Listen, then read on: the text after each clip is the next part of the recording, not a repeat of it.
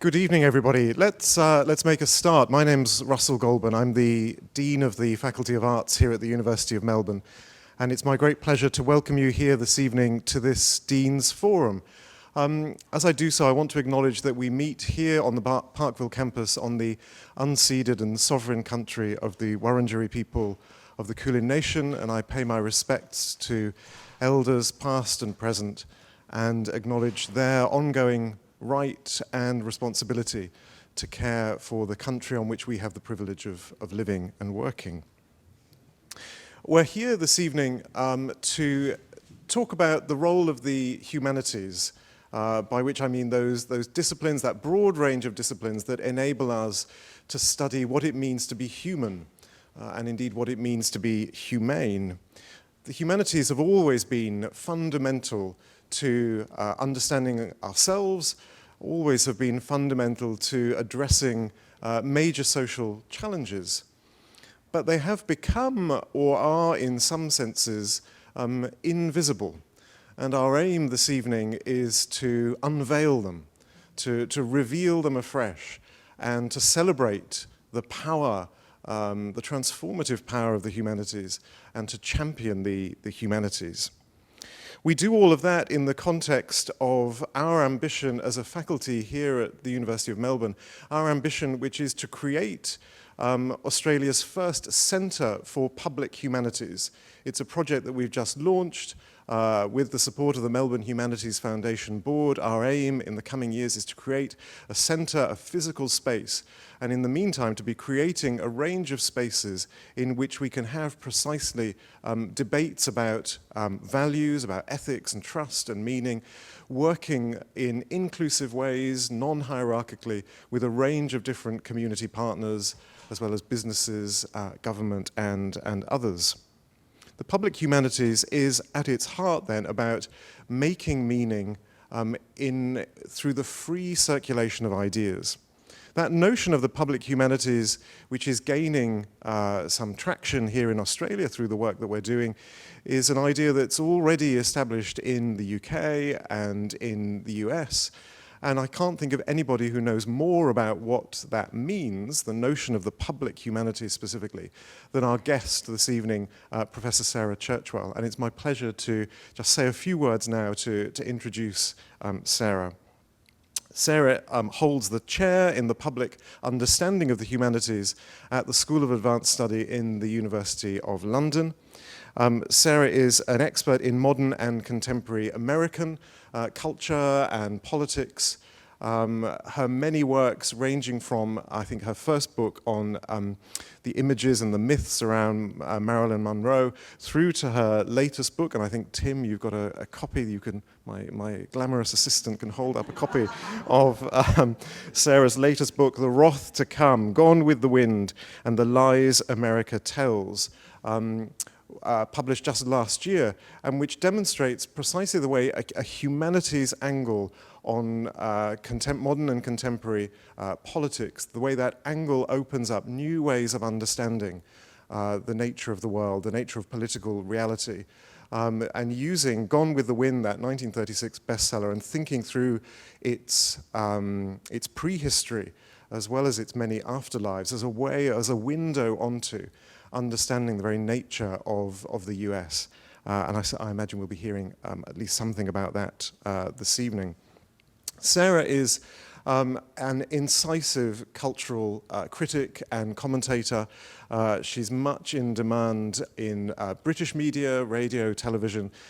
Some of you may have seen her already on our very own Q&A here in Australia on Monday night. Sarah has also been a judge for the Booker Prize, the Baillie Gifford Prize, the Women's Prize for Fiction, and the David Cohen Prize for Literature. This coming Saturday here in Melbourne, she'll be delivering the John Button Oration at the Melbourne Writers' Festival. Sarah, in addition to all of those other things I've just enumerated, Sarah is also the director of the Being Human Festival, which is the UK's national festival of the humanities. And since 2018, we here at the University of Melbourne have been an international partner of that festival. So we've enjoyed collaborating with Sarah, and it is a huge pleasure to welcome Sarah to Melbourne this week. Sarah is going to be in conversation with my colleague, Professor Tim Lynch. Tim is an expert, is a professor of American politics here in the Faculty of Arts at Melbourne. He is also Associate Dean International in the faculty, twice a Fulbright Scholar. Tim holds a PhD in political science from Boston College. He's lived and worked extensively in the United States, most recently in Wyoming, and perhaps we'll hear a little bit about some of those reflections as well this evening. This is a conversation then this evening that we're participating in. We're going to listen in, as it were, on the conversation between Sarah and Tim, and then Tim will open it up to Q&A for conversation with all of us here. So anticipating your participation, thank you for being here. And now I'll hand over to Tim and Sarah with my thanks. Thank you. Well, thanks very much, Russell. It's wonderful to be here to see so many good and important faces in the audience. You're all very welcome to tonight's discussion stroke debate. I'm going to try and provoke Sarah. Oh, are you? Diplomatically and relying on some devil's advocacy, but I'd really rather like to hear from you. So what I propose to do is that we will go for 35 minutes, possibly 40, and then I will select questions from the audience. So please start to think about what those might be. So Sarah is one of those very special people in my academic career, although this is the first time we've met, in that she writes books that I often don't agree with, but feel compelled to grapple with.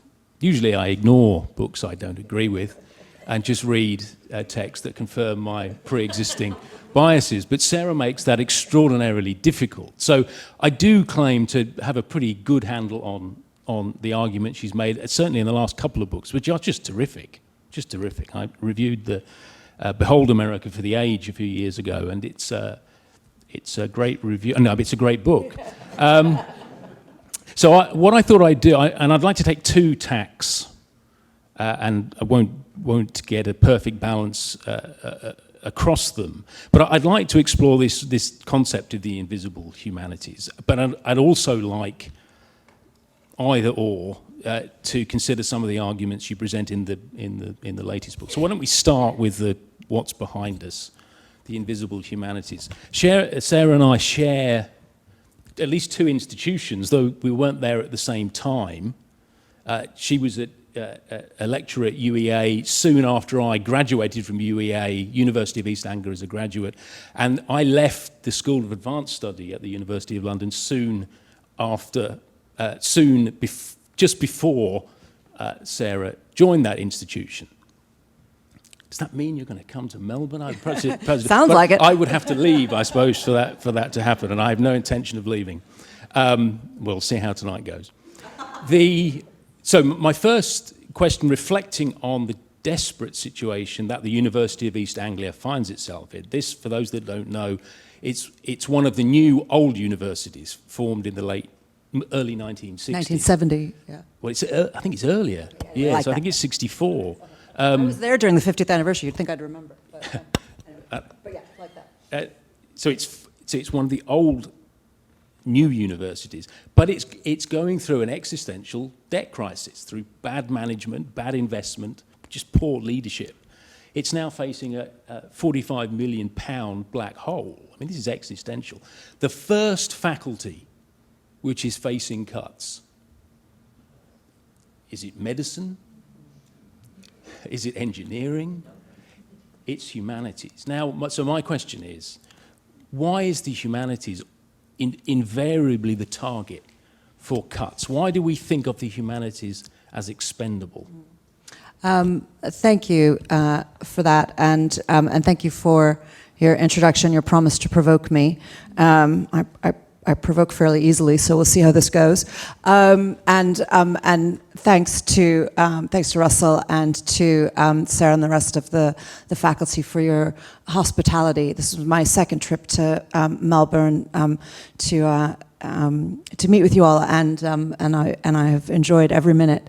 The humanities is a target frequently right now, and I think there are a few reasons for that. These big structural problems like this, I think, are never monocausal, right? There's never going to be one reason why the humanities is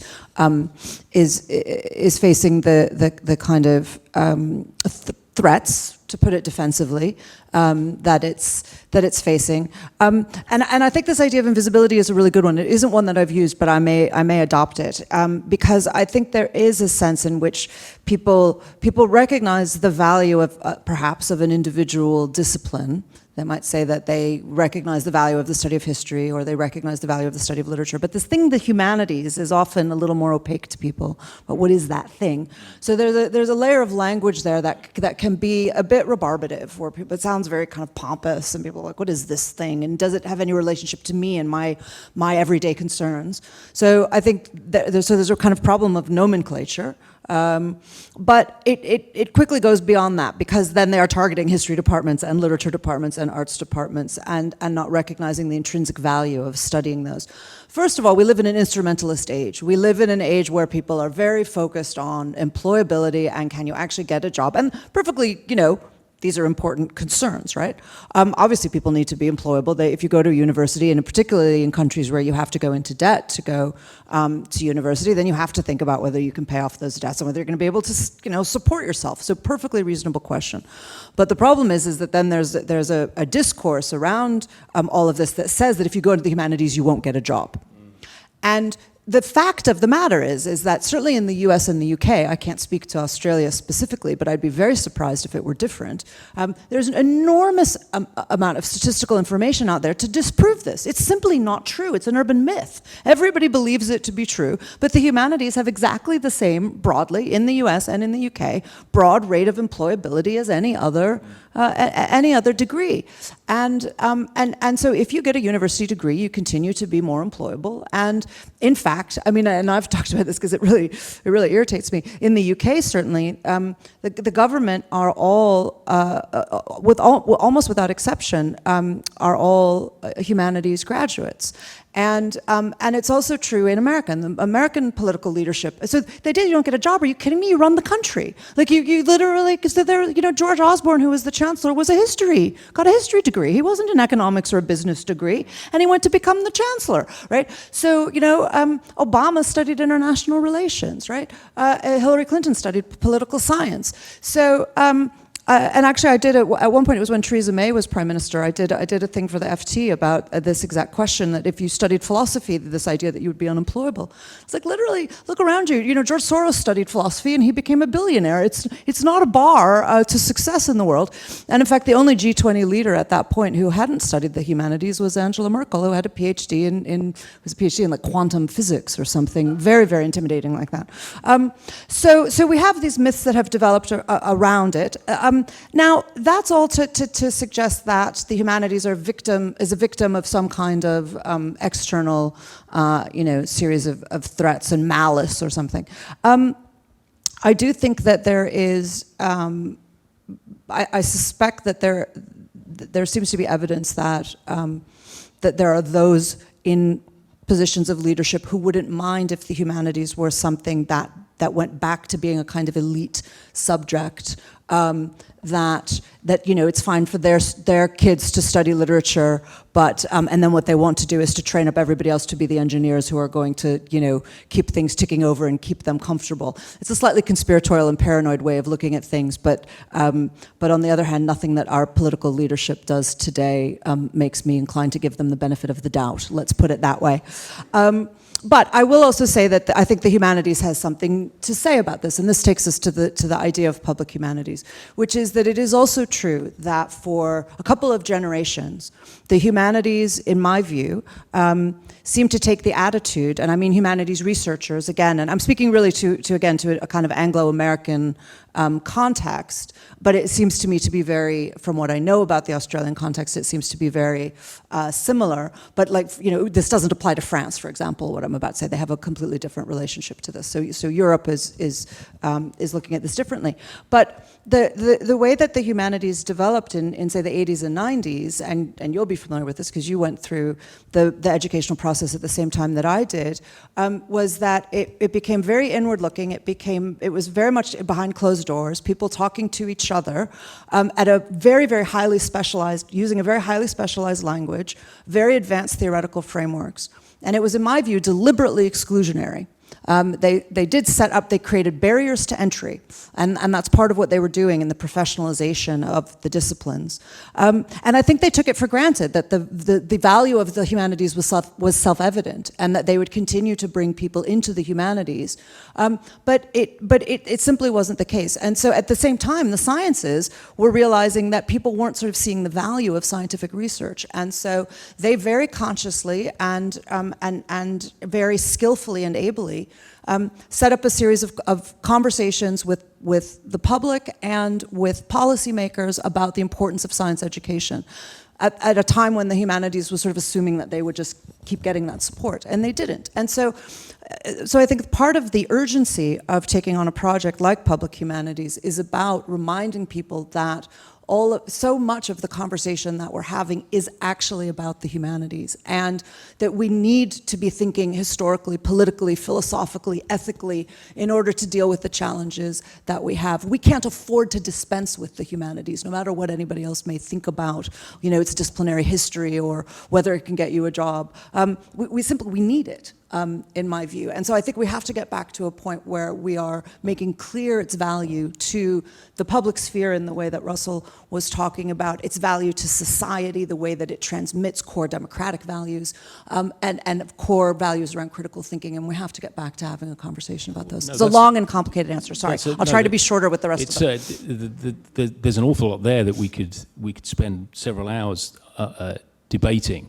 So let me suggest, and see if you agree, that part of the issue we face, I mean, I'm seeing this, of course, from an Australian position, but though I contend it's a kind of Anglosphere phenomenon, that we've, over the last several years, for some fairly obvious reasons, we have deified science, hard science, real science, follow the science.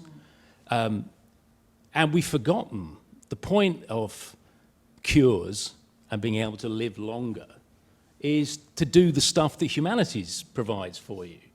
And we've fallen out of synchronization with that. We've elevated the real sciences to a position in society they probably don't deserve. Well, what do you think? No, well, I don't know. I mean, I think that I think that people who research the sciences are my friends. They're my collaborators and my colleagues. I think that my opponents are the people who don't believe in the importance of the pursuit of knowledge for knowledge's sake. Those are the people I want to oppose. And the people who believe in research and in curiosity and in learning how the world works, I always want to work with those people. And if they're good at the sciences, good for them. But I think that what we need to do is to have a much more complementary, to think about it in terms of complementarity. And that's how I think about the humanities. I think of the humanities as the study of the human world and the sciences as the study of the natural world. And if we think about it that way, it's very simple, but I think it works. And if we think about it that way, then we see that you can't separate them out. We inhabit the natural world. We are embodied creatures. And obviously the natural world is impacted by the human world and by human actions and by human choices, climate change being a perfect example, right? So, and I use it as an example for the importance of this kind of collaborative approach. That we're not gonna solve climate change without science. We're gonna need science to do it. We're gonna need engineering. We're gonna need to adapt. We're gonna need technology. We're gonna need all of those things. But we also have to understand the history that got us there. We have to understand the politics that are impeding our ability to deal with it. We have to understand the way that conflict feeds into it. We have to understand the way that religious beliefs are affecting outcomes about climate change. And all of those come in from the humanities. And we will not solve the climate crisis, to take just one example, with technology or science alone. So I always say, it's like a category error. It's like saying, well, poetry isn't valued because it can't cure cancer. Well, Of course it can't cure cancer. That's not what it's trying to do, right? But literature can explain the world in a way that curing cancer can't do. And as you say, we need both. And I would just finish with the John Adams, the American statesman, had a very famous, and I love this quotation. I come back to a lot. It's back to where you began with that. Where we have the sciences in order to live better, and then get to a point where we get to enjoy art and poetry. And John Adams, as you know, said something very much to that effect when he was involved in the American Revolution. And he didn't want to be a statesman. He didn't want to be fighting a war. He didn't want to be president. And he said, I must study war and the military and geography and mathematics so that my son, and economics, so that my sons may study poetry and philosophy and art. And exactly that idea that that's what you're moving up to. Yeah. Thank you. So part of your explanation for the situation the humanities finds itself in is external forces are against us. Well, as I said, I don't want to be quite that. Let me just push back on that a little. Aren't the humanities themselves partly responsible for this? So I read the Australian newspaper, I've said it, and I do it so you don't have to, so my students don't have to. And one of the caricatures, and I read the letters pages, especially when it's the higher education edition, the caricature they have, and that's what I'm going to ask you, how far is this a caricature, is not that we are rowing boats on the Yarra River or that we're elitist. The caricature is that we are thoroughly woke. We start every meeting by apologizing for the land we're on. We are increasingly excluding men from our classrooms. 75% of the Faculty of Arts students are female. We treat our students as if they have vulnerabilities. So instead of building resilience, we assume they are weak and easily offended. These are all the caricatures the enemy out there, if I can put it that way, has of us and the humanities particularly. How do we counter that caricature? Well, I guess my first question is whether, and this is, I genuinely don't know this, do the sciences in Australia not begin with land acknowledgements? I mean, when you're doing a seminar? I'm not saying it's unique. Right. Unique so to us, no. so if there is a feeling that that certain kinds of, caricatured as liberal attitudes or values, they are values rather than attitudes, are kind of coming from the university and infiltrating society, which is what part of what this wokeism thing is implying.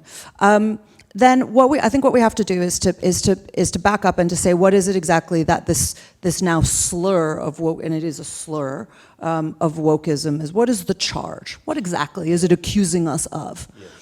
What is wokeism? What is it, right? So first of all, and some of you will have seen, there were some scenes that went viral when there was an American conservative commentator who was asked exactly this question on an American news program, and she wrote a book attacking wokeism and then was totally unable to define it. I mean, couldn't even begin to define it, right?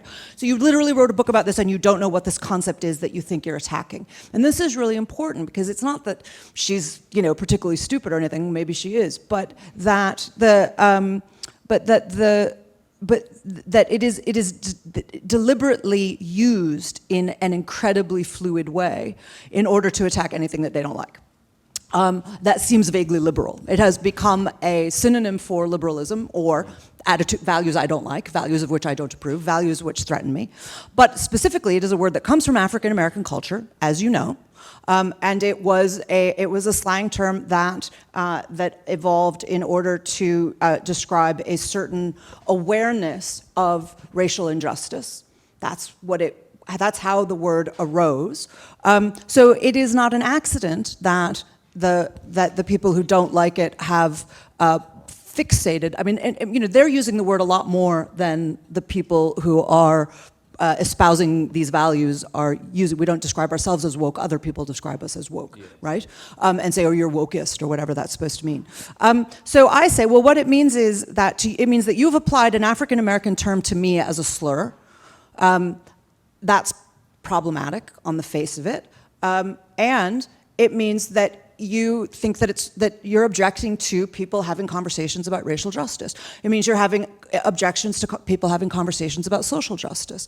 And I come back and say, look, the humanities are about what concerns the people who are studying the human world. They're about the questions that we are asking about the human world. Right now, people are asking questions about the human world that are about racial and social justice. They are not the only questions, but they are questions of great concern. And they're of great concern to young people for good reason. And my view is that as teachers, we have an obligation to address the concerns of our students and not just to impose an agenda onto them that because we think it's what they ought to learn. These are the questions that they're asking, and they're good questions. They're damn good questions, right? And so I think the answers are the key, though, and the answers are the crucial part of this. And it's about figuring out what kind of conversation that we can have that will get us to the right answers. In the United States, right now, as you know, literally right now, books are being banned at a higher rate than they have been for decades, and particularly in the state of Florida, the governor, Ron DeSantis, has been setting up kind of Christian boards that are, and this is, religiosity has a lot to do with this, certainly in the US, who are denying tenure to professors, not only professors who are teaching woke politics like gender studies or something like that, but are denying tenure to somebody who was going up in medical, who was teaching, I don't know what kinds of medicine they were teaching, but they were a professor of medicine. And there were sciences that were being denied this. This is an assault on the free thinking within universities. And so I reject the entire idea that wokeism is a legitimate complaint because it has been imposed upon us. And I say, you tell me which part of this you don't like, and then let's have a conversation about which part of it you don't like. Well, you put that position very, very, very clearly, and I buy some of it. I suppose I think the woke is a bit of a red herring. But it's a deliberate red herring, that's my point. Well, yes, possibly. It's so that they can fight about wokeism rather than actually admit that what they're doing is denying professors tenure. Yes, I agree. But what I don't share is the caricature that you're in part offering, that the crisis of the American university, a system that we have both escaped, and I think, and I spent time there last year, and I'm really glad I escaped it. It's not the threat of Republican extremists that threaten campus life. It's the monoculture, it's the lack of ideological diversity, it's the insistence on speech codes, which it sounds like a cliche, and it is, has a chilling effect, especially in humanities departments, though not only there. So if the right are doing this, it's because they've learned the strategy from the campus left. Well, look, I don't agree with that description of how this evolved, there's a question here about good faith and bad faith. The right are the people who are engaging in these, they're constantly showboating about their concern over free speech, and then literally shutting down people through the use of state authorities. They are. But these are exceptions that prove the rule. But they're not exceptions. They're happening systemically. Well, they are demonstrably happening systemically, right? I mean, again, Florida is not an outlier here. It's just leading the way. And so, to say that it's somehow equivalent for a young person to say, I want to have a conversation about sexual consent, and I think it's important that we have a conversation about sexual consent. To say that that is equivalent to a governor coming in and using state authority to shut down free speech in legal terms, it's a false equivalence. And so one of them is making a disingenuous argument, one of them is arguably making an ingenuous argument, and we might find some of their positions naive, and we might find some of their positions impracticable, and we might think that some of these are going to have to evolve. But as I say again, I think these are young people who are challenging the world order that they are encountering, and that's their job. And it's our job to encourage them to do that and to challenge us and to tell us that we got it wrong. And they're allowed to think that, and they're allowed to say that. Okay, yes, that's good. And another thing. That's good. So let me become more of a devil's advocate than I've. See, if I push back, I've you push back been. harder. So, but I want to move on to some of the interesting, the great ideas you have in the latest book. If we can try and get to that stage. So my riposte to that would be, again, assuming a devil's advocate position, that in part these attacks, and I saw it in Wyoming. Wyoming is the reddest state of the 50. There is one campus, one university in that state, University of Wyoming, and it gets kicked around as a political football. And so I saw it from that side. I saw that attack. I don't agree it's systemic. I think it's more exceptional. I think Florida is an exception, rather like Wyoming. But I think this is explained because the campus, and I don't want to pick on the humanities, but I will, that the campus has become a left-wing, progressive hegemony. So the only way to counter that hegemony, and it is, you may be motivated by the greatest of convictions, but you're part of the hegemony, let me suggest, Sarah. The only way you counter that is not through conservatives on your corridor that could argue back. It's through the very impolitic, crude approaches taken by Republican politicians. So it speaks to the problem the humanities have. They become a progressive preserve, and that's not good for anyone. So for a couple of things. So first of all, I thought that if I was the member of a hegemony, I would feel considerably more powerful. But so that's interesting. I side with my colleagues who point out that if they were able to brainwash their students to the extent that they are credited with, they would get them to turn their papers in on time and to not have so many errors in them. And we might actually brainwash them to the stuff that we're actually trying to teach. Rather than this, apparently this big brother attitude that we are apparently espousing. But also, it's funny because when you broached this in your previous question, and you said you didn't agree with my account of this, I thought you were going to say there's something else at work here, which is economics. I believe that the crisis of the American university is driven by economics. I believe that wokeism is a complete red herring. I don't think it has, I was going to say something colloquial there and profane, so I won't. But I believe that I will initialize it and say I believe it has SFA to do with what is happening at at American universities. I think that American universities are in a cash crisis because they have put all of their money into the managerial class and the managers have paid themselves an enormous amount of money that keeps the universities totally unaffordable to ordinary, even middle class families. And what that means then is that we create these, as I say, we create these red herring proxy discourses where we can have a battle about something else than what's actually at stake.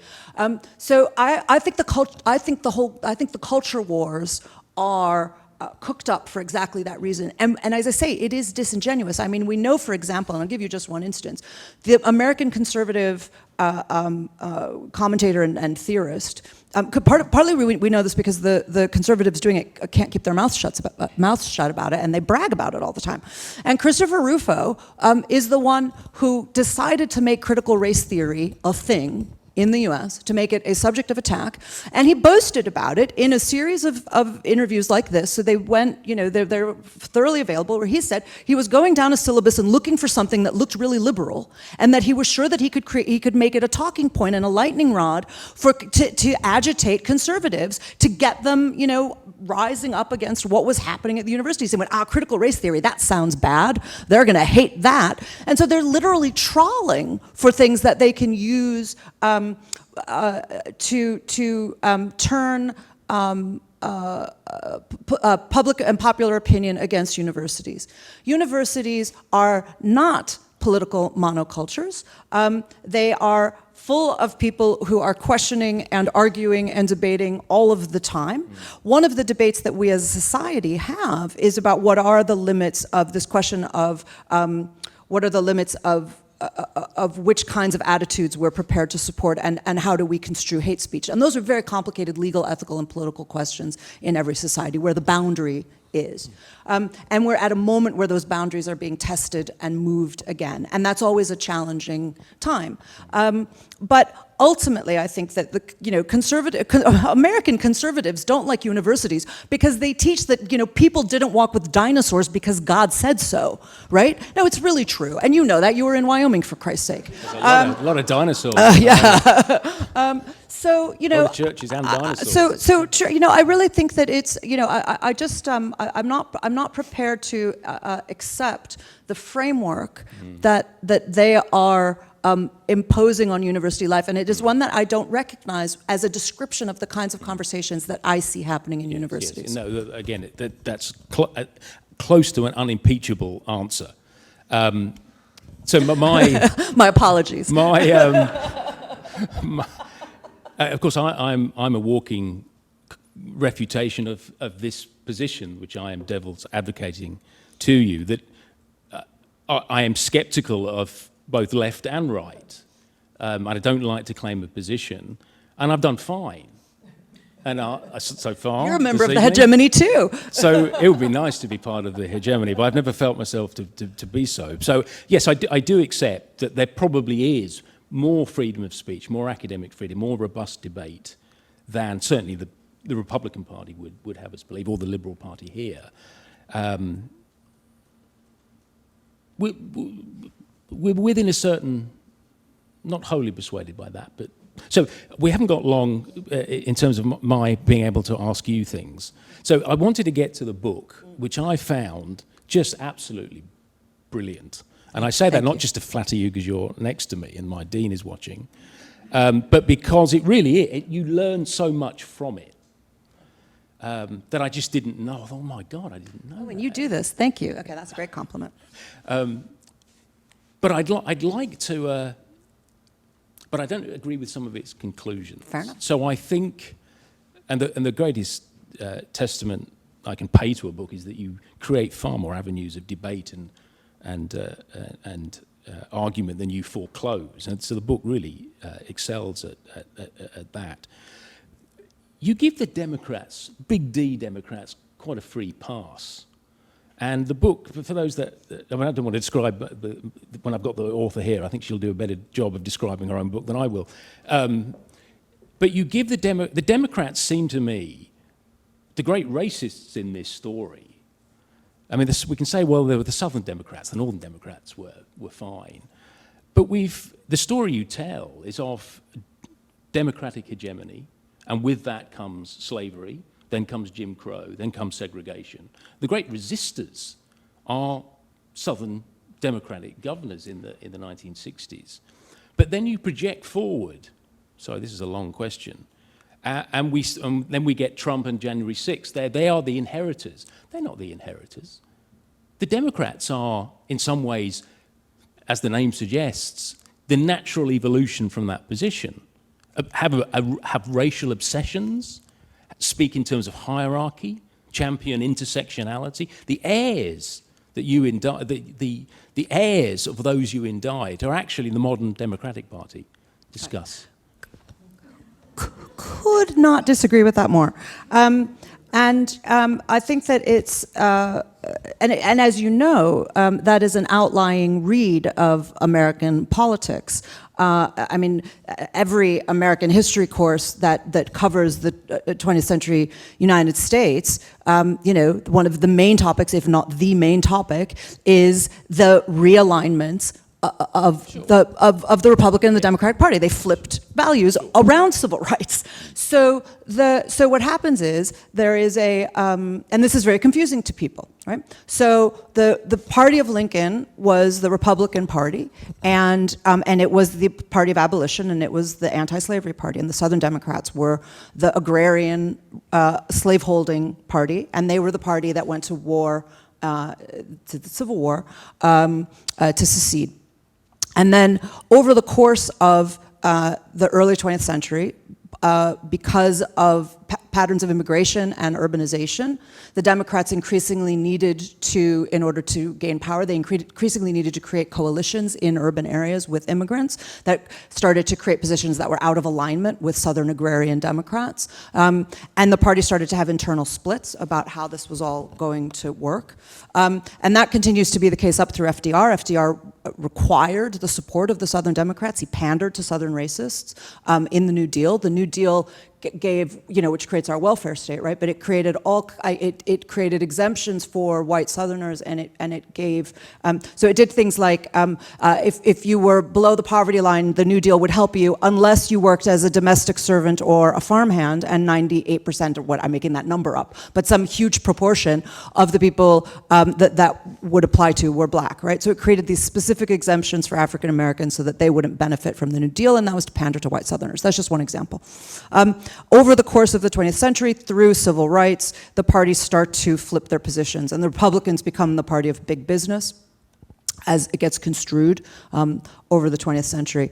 The Democrats then increasingly find themselves the party of civil rights. The only place where I would agree with you about in your reading is really about women's rights up until very, very recently, where the Democrats, because the Republicans believed in they were kind of the party of, they at that point, they did believe in non-state intervention, and so because they believed in privacy and patriarchy, and they would just say that it was sort of, anyway, this is another topic. So the point is that, well, we can come back to it in questions, because I think it's actually really important, because of course it's one of the things that Republicans are going after right now. But so, again, I thought you were going to say something different about the free pass that I give the Democrats, which is that I do think that there are certainly things that I think the Democrats, big D Democrats, are getting very, very wrong right now, but it's not their relationship to civil rights.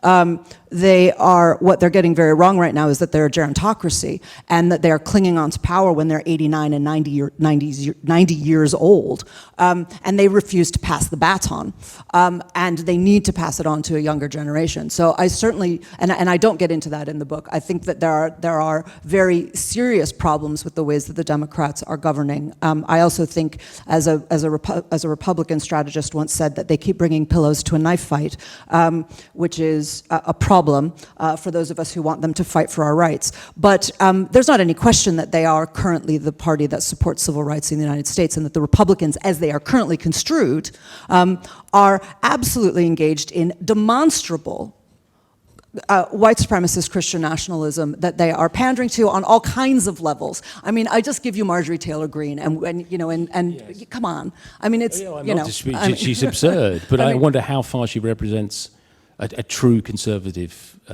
well, position. that's a no true Scotsman fallacy of the finest order. And if we're going to learn what the no true Scotsman is, we can do it that way.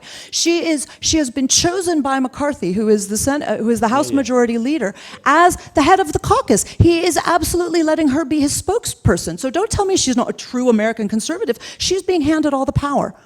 That's what it looks like right now. I don't agree, but I'm very conscious that I want to bring our audience in. But my one reflection would be, and I think you'll agree with this, America has 300 million people. It has 50 million now. Yes, closer to, and it has a monopoly on Nobel Prizes. It has Silicon Valley. We're the smartest. It has Mad Men, the greatest TV show in history. And the only... It is not the greatest TV show. Two... perhaps Breaking Bad. The only two candidates he could come up with are Donald Trump and Joe Biden. It's an extraordinary... Yeah. But I'm not going to I absolutely agree with that. See, there is something we agree on. So you've heard enough from again, me. I'll give you one word answer as to why that is: money. Yes.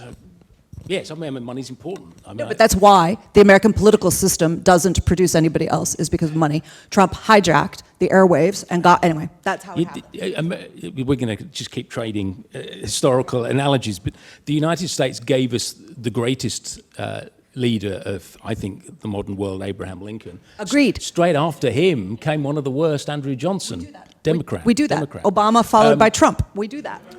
So you can go from the very greatest to some of the very worst. America has that capacity for transformation, which I think those that only we contain see it multitudes, as Walt Whitman taught us. Yes.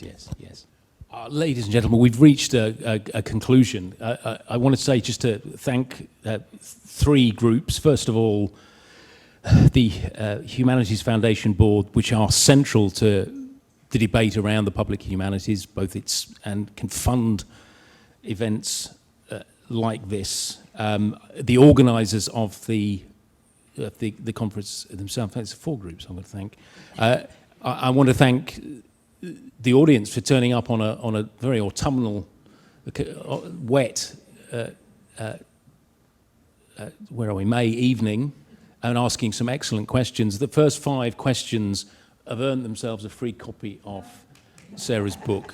So make sure if you haven't got them already, stick around. And especially, I want to thank Professor Churchwell. It's been an absolute pleasure to argue with you, to help change your mind on a few things. I promise you it's not that easy. And I hope this is the next in what will be a series of deeper engagements with this university. You're always very, very welcome here. So thank you very much. Thank you very much. Thank you all.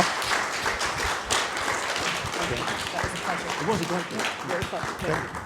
Thank you very, very much. We're in just a moment, we will head out into the foyer. You're all very warmly invited to a reception there, and we can continue the conversation.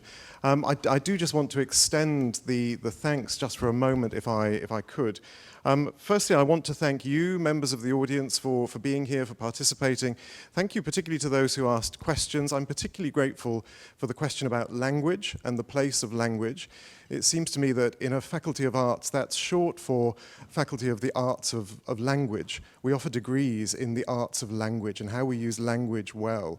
We've just appointed in the faculty a poet in residence, deliberately because as a sign of how we value language and the use of language, and in an age where language is used sloppily and thoughtlessly, I think poets, perhaps above all, show us the respect and the care that we need to, with which we need to treat language. So language is key to the work that we do. I want to thank, of course, Sarah and Tim. We heard quite a bit about hegemony. A hegemon is a leader, an authority, and we've had 2 authorities here, haven't we? So you are part of the hegemony, whether you like it or not. Authoritative discussion of a whole range of things around contemporary politics, the politics of the contemporary university as well, a defense of free thinking in universities, which I think is extremely welcome. The principle of access to university education also came through, which is so important and very dear to us as a faculty, as an institution. I was also struck by occasional comments along the way about the place of religion in public life, in the life of universities to some extent as well. And of course, that will differ. The university culture will differ from nation to nation. It is interesting how, and I declare an interest here as both as Dean of the Arts Faculty and an Anglican priest, that so often when we refer to Christianity, we refer to a very impoverished version of Christianity. It is a source of, particularly here in Australia, it's a source of deep regret to me that the Christians with the loudest voices are those who have the most impoverished vision of what it means to be human. Human beings created in the image of God. Irenaeus in the 2nd century said that the glory of God is a human being fully alive. And Christians have a very good reputation for wanting to minimize the liveliness of human beings, it seems to me. If I can just riff a little bit on Irenaeus, perhaps the glory of public humanities is precisely human beings fully alive. Our role is to enable students and all of those with whom we engage to become who they are. And to be fully alive as human beings. That's an important mission that we have, and I think we've revisited and rethought about that mission this evening, celebrated it, championed it, and I just want to thank again Sarah and Tim for a wonderful conversation, inspiring conversation. So as I say, please join me in thanking them again, and then come outside for a drink.